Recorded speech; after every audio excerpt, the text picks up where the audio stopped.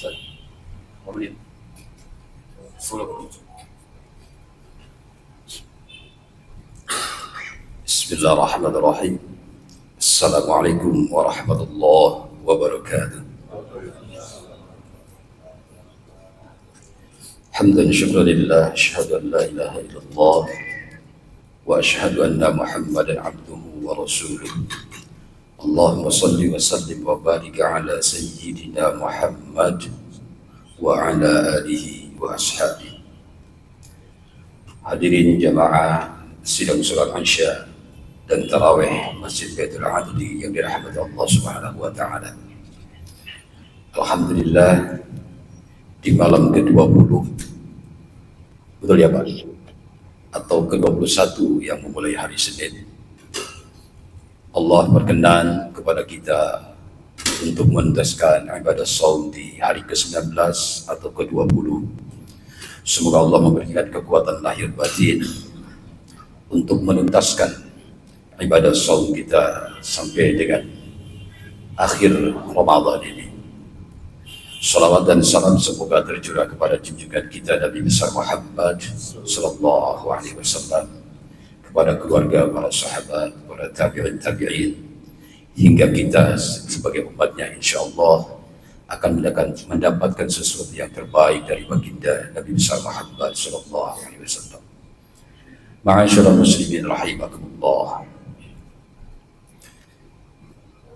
Sebelum Ramadan yang lalu saya pernah ngisi tarhib di waktu zuhur di sini, bahwa memang sudah hukum alam bahwa proses yang baik itu pasti diawali oleh persiapan yang baik, dan akhir yang baik itu pasti diisi oleh proses yang baik. Itu sudah pasti hukum kausalitas seperti itu. Nah, alhamdulillah Islam itu memang paripurna. Ketika ada tuntunan ibadah, itu tidak mungkin ada aturan main hanya untuk di tengah atau di akhir. Pasti dimulai preparingnya, persiapannya sampai akhirnya.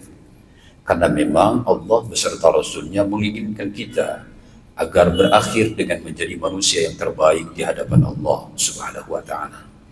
Guidance ini sudah ada untuk kita. Maka kita coba flashback sedikit, bahwa memang yang diminta ketika Ramadan hadir itu di bulan Sya'ban adalah kita menyambut dengan kelapangan jiwa, bukan kesiapan raga. Maka kalau fakta sekarang ada orang gagah lalu tidak berpuasa, jangan heran. Jadi sangat boleh jadi memang fisiknya gagah tapi jiwanya tidak gagah, amruk. Nah, itu satu bukti bahwa dia tidak siap membuka jiwanya pada saat bulan Sya'ban yang lalu. Nah, Rasul mengajari kita, ini mudah-mudahan Allah nanti memanjangkan usia kita ke depan, Allah menuntaskan, lalu kita dipertemukan kembali dengan Ramadan yang akan datang, sehingga kita bisa evaluasi atas kekurangan. Yuk nanti mudah-mudahan Sya'ban yang akan datang, kita perbanyak puasa, agar masuk Ramadan, memang kita sudah well prepared, sudah menjadi orang yang siap memasuki, mensucikan diri. Itu yang pertama. Yang kedua, bahwa memang ini jangan salah target kita. Seringkali target kita adalah apa yang terasa secara fisik oleh kita. Kita diminta untuk tidak makan dalam durasi waktu tertentu. Itu seringkali targetnya hanya itu. Apalagi kalau zaman dulu puasanya. Itu kan tentang aturan main puasa di 183, tapi tentang aturan mainnya itu di 185. Itu tidak berbarengan ayatnya turunnya. Sedikit cerita gitu ya. Mudah-mudahan cukup waktunya saja. Wah, nampaknya kita nggak bakal kuat itu kalau periode dulu kita puasa. Dulu itu puasa dari Isya ke Isya. Berarti berapa jam itu? 24 jam. Batalnya itu begini Bapak. Jadi dulu itu begitu masuk 183 itu tidak serta-merta dari fajar sampai maghrib, karena aturan mainnya belum turun 185-nya Al-Baqarahnya. Maka aturan mainnya mengikuti yang sebelumnya. Kan ada kama kutiba 'alal ladzina min qablikum, termasuk aturan mainnya yang sebelumnya dipakai. Gitu loh. Karena ittiba, hebatnya Islam itu di situ, menghargai yang masa lalu, Tapi ketika nanti ada mujaddid pembaharuan, yang baru yang dipakai, gitu loh. Dari Isya ke Isya, maksudnya berdur Isya itu kita boleh buka. Tapi hubungan suami istri itu tidak boleh. No, makan, minum, pokoknya segala hal yang membatalkan puasa boleh tuh sampai kita tertidur kembali. Jadi kalau kita misalnya berbuka, anggaplah jam 7 seperti di Indonesia Isyanya, lalu jam 9 kita tertidur, nah jam 10 kita terbangun, sudah haram hukumnya untuk makan dan minum kembali, karena sudah terjeda oleh tidur. Kan kebayang sama kita, kalau itu proses fikih masih berjalan pada saat sekarang. Nampaknya banyak yang masuk liang lahat itu. Gitu. Nah, itu ada kasus para jamaah. Nah, ini Allah tuh maha bijaksana. Kenapa sampai ini terjadi sekarang? Ada kasus. Jadi ada salah satu sahabat begitu berbuka, pada saat buka Isya itu dia tertidur. Bangun, kan sudah tidur, maka sudah wajib lagi puasanya.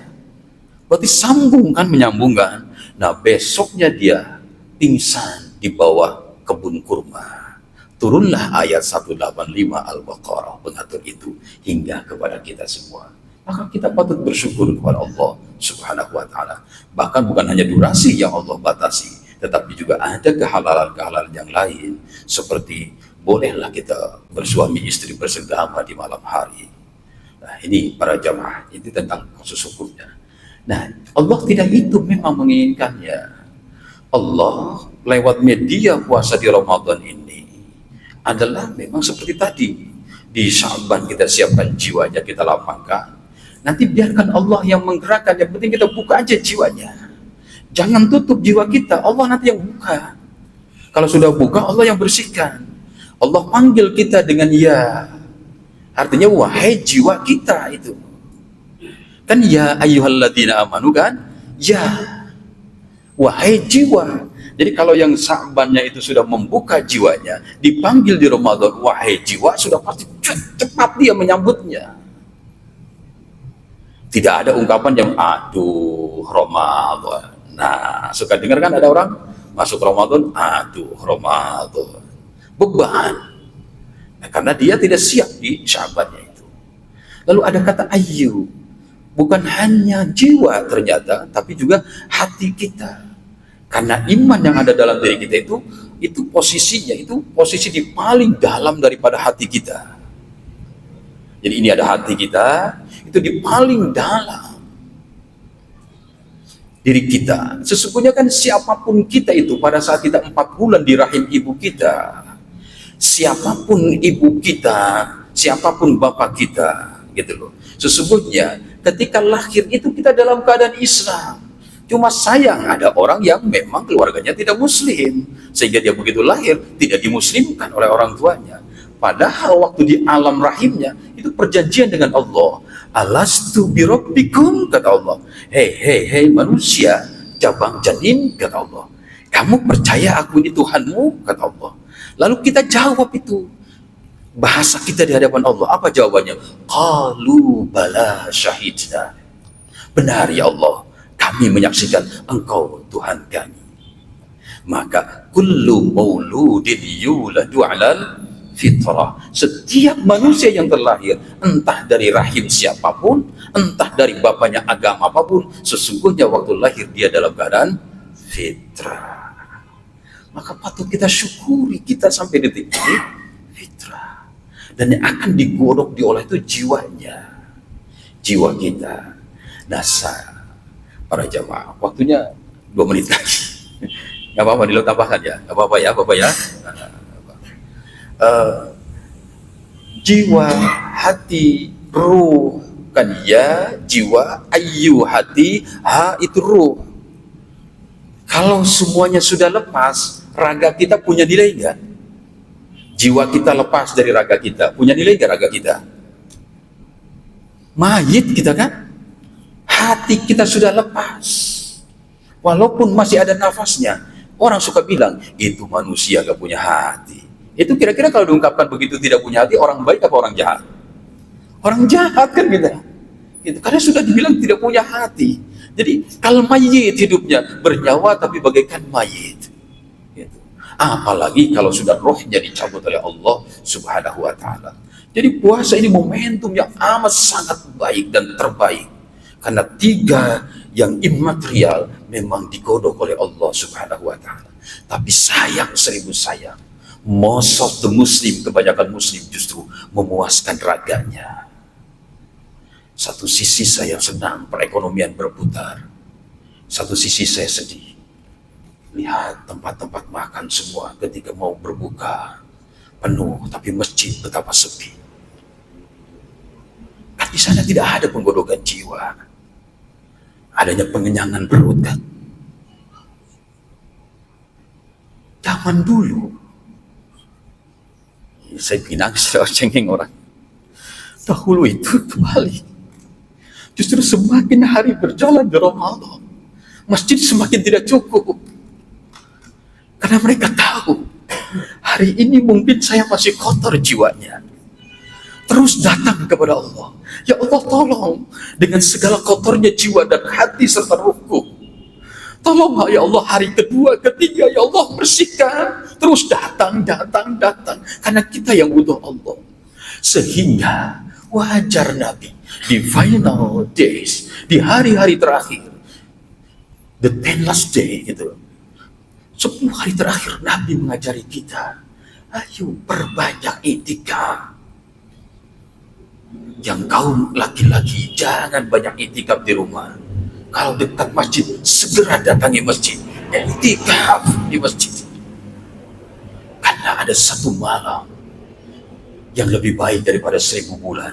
Bukan juga angka 1000 dibagi 12 menjadi 80 kayak itu. Bukan, itu adalah angka rahasia dari Allah Subhanahu wa Ta'ala. Nah ini para jamaah, masa iya? Ayo, kita yang menjadi sebagian kecil dari kebanyakan orang. Ayo, kita jemput itu demi menyelamatkan kita, keluarga kita, lingkungan kita. Ini demi Allah, bumi ini sudah kiamat. Seandainya sudah tidak ada yang berzikir kepada Allah Subhanahu wa Ta'ala. Jadi kita perlu bersyukur, masih ada yang berzikir kepada Allah, masih ada yang qiyamul lail. Mereka lah paku-paku itu. Seandainya mereka sudah lepas semua, dunia ini akan diruntuhkan oleh Allah Subhanahu wa Ta'ala. Karena Allah tidak ridha dunia ini dijadikan seluruhnya menjadi tempat maksiat oleh makhluknya. Na'udzubillah min dzalik. Para jamaah yang dirahmati Allah Subhanahu wa Ta'ala. Maka terakhir sekali, mohon maaf ya Ustaz Fajar ya, sedikit tambah waktu saya. Takutnya offside Pak. Ada guidance dari Allah. Karena ini nempel di raga, jaga raganya, jangan dipoles tok fisiknya. Allah ngasih guidance di ayat 168 Al-Baqarah. Ya ayyuhan nas, kulu mimma fil ardi halalan tayyiba wa la tattabi'u khutuwatis syaitan innahu lakum aduwwum mubin. Masya Allah, ini harus amat sangat malu kita terhadap ayat ini. Yang dipanggilnya bukan spesifik lagi tapi general. Wahai manusia. Jadi silahkan tuh yang ngaku manusia, mau si kafir, si muslim, si munafik, pokoknya yang ngaku diri manusia dipanggil oleh ayat ini. Apa yang diperintahkannya? Kulu mimma fil ardi halalan. Makan, carilah, beraktivitaslah, bergeraklah, berpikirlah, semua dengan cara yang halal. Bahkan halal saja nggak cukup para jamaah. Allah kasih tambah dengan thayyiban. Karena halal itu punya 4 hukum. Ada yang wajib, ada yang sunnah, ada yang mubah, ada yang makruh. Memutuskan silaturahim itu halal, tetapi hukumnya makruh. Maka Allah benci terhadap orang yang memutuskan silaturahim. Boleh, tapi benci. Mau kita. Nah ini, maka ayat untuk kita mah tidak itu. 172 sudah khatam tentang halalnya. Ya ayyuhalladzina amanu kulu min thayyibat. Di ayat 172 Al-Baqarahnya. Karena kita sudah khatam. Kan bahaya kalau kita masih doyan makanan haram, berperilaku haram. Karena mustahil jiwa kita bersih kalau ada makanan haram dalam diri kita. Mustahil hati kita menjadi bening kalau ada perilaku kita yang haram. Kendati pun itu tidak melanggar aturan duniawi. Hukum duniawi orang berbohong, takabur, ria, angkuh, sombong, kan itu tidak melanggar hukum duniawi kan. Tetapi dia melawan hukum kalbu, hukum jiwa, dan hukum ruh. Sehingga nanti besok yang dihukum itulah jiwa kita. Karena jasad kita akan hangus, akan habis semua. Allah hanya akan bikin kembali tentang jasad kita di sekedar visual. Nah ini para jamaah, kan itu sayangi diri kita. Ayo kita bermunajat kepada Allah dan ikhtiarkan oleh kita. Semoga kita jangan terjebak dengan hiruk pikuk, malah justru memperindah jasad kita. Padahal Allah tidak akan pernah meminta itu, buah daripada sebuah amal. Bahasa sederhananya, biarlah kita tidak berpakaian baru, tetapi jiwa yang baru itu yang Allah cintai. Karena Allah tidak akan pernah melihat, oh dia Idul Fitrinya pakai baju baru atau tidak. Tapi Allah akan melihat, oh Masya Allah, besok kata Allah, ketika perjanjian dengan aku sudah selesai, akan aku panggil dengan bahasa yang indah. Tolong camkan oleh kita semua. Allah manggil kepada kita, ya ayyatuhan nafsul mutmainnah, irji'i ila rabbiki radiyatan mardiyah, fadkhuli fi ibadi wadkhuli jannati. Seolah-olah begini, wahai Rabbi, mudah-mudahan kita, wahai jamaah Baitul Adli, yang engkau dengan ikhlas dan tulus berpuasa, niat membersihkan jiwamu, hatimu dan rahmu. Sekarang perjanjian sudah selesai dengan aku panggil, aku ridho, kata Allah, silakan masuk kepada surgamu. Masya Allah, bukankah ini yang kita inginkan? Dan ini harus kita ikhtiarkan, bukan hanya sekedar untuk kita doakan kepada Allah Subhanahu wa ta'ala. Demikian para jamaah, mudah-mudahan sekali lagi Allah terus melimpahkan taufik dan hidayahnya kepada kita semua. Mohon maaf atas segala kekurangan. Wallahu muwaffiq ila aqwamit thoriq. Wassalamualaikum warahmatullahi wabarakatuh.